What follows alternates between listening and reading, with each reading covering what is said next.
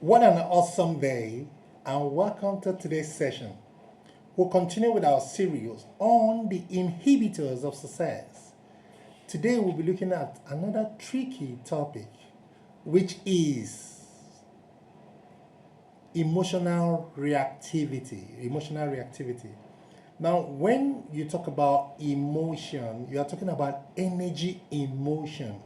And the only way we can observe when energy is in motion is when we feel its impact. We have a feeling. And this impact can either be positive or negative. Either it is empowering or disempowering feeling. Now, these feelings gravitate at their climax to form an action or to cause an action or to cause an activity. Now, this activity will either be high value adding or low value adding activity, depending on whether it is positive or negative. And that will snowball into the result you have, whether it's going to be a resounding result or whether it's going to be an abysmal result. And finally, it's going to produce a lifestyle. This lifestyle can either be a successful lifestyle or a mediocre lifestyle. Now, having said this, the reactivity is a consistent pattern of action. So we're looking at emotion, energy, emotion, but we quickly look at three distinguishing characteristics of emotion. Number one, emotion is not intelligent. That means it cannot make any positive deduction on its own. Number two, emotion cannot decipher between truth and false. And emotion cannot dissect between past and present. So you need to be aware of this before we move in. Now, in moving in, we want to say that emotional reactivity talks about the propensity or the tendency for us to react impulsively or intensely, for us to react impulsively or intensely towards an emotional stimuli, for plural, stimulus for singular, all right, without due consideration to the consequences of that reaction, without due cognizance, consideration for the consequences of that particular reaction. Now, having said this, I want us to know that emotional reactivity occurs on different levels and different forms. For instance, when you talk about impulsive decision making, impulsive, that means that whenever you do not think through, because you need to finish it before you start it, because there are two levels you create anything. One is mental, one is physical.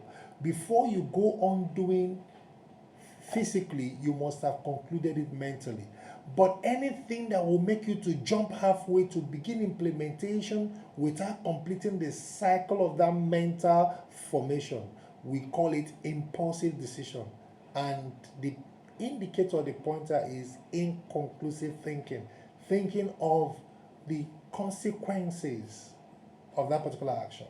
Then the second one is intense emotional expression. This intense emotional expression manifests itself in outbursts.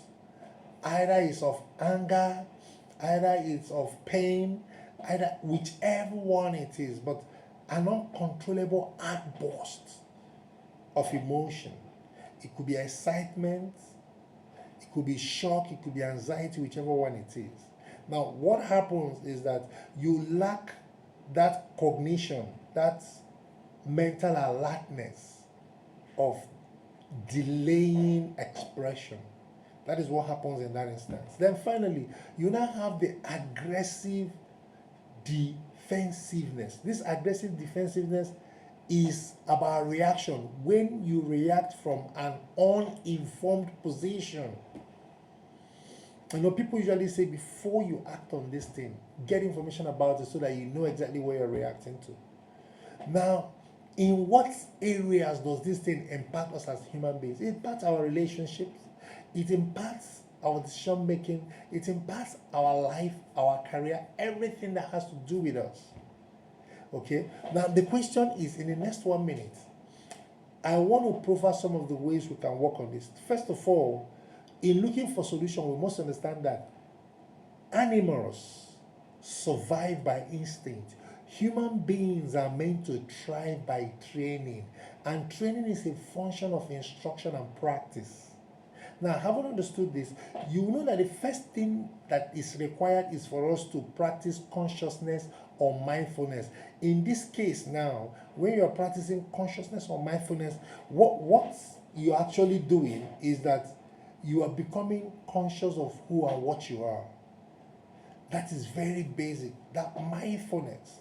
Okay? Now, if you practice mindfulness, it is going to snowball into self-awareness that produces your self-identity. You are now conscious of, this is who I am and this is who I want to be recognized as. Then finally, you now come to, you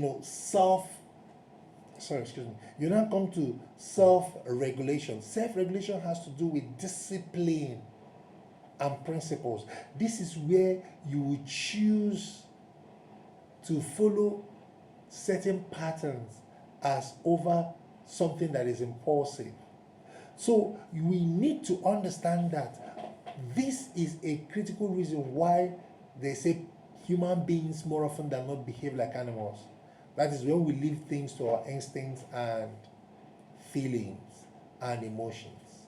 We fall below the standard where we ought to operate, and we lose mileage. That's where I'm going to end it today till I come your way again. Do enjoy the rest of your day, and bye.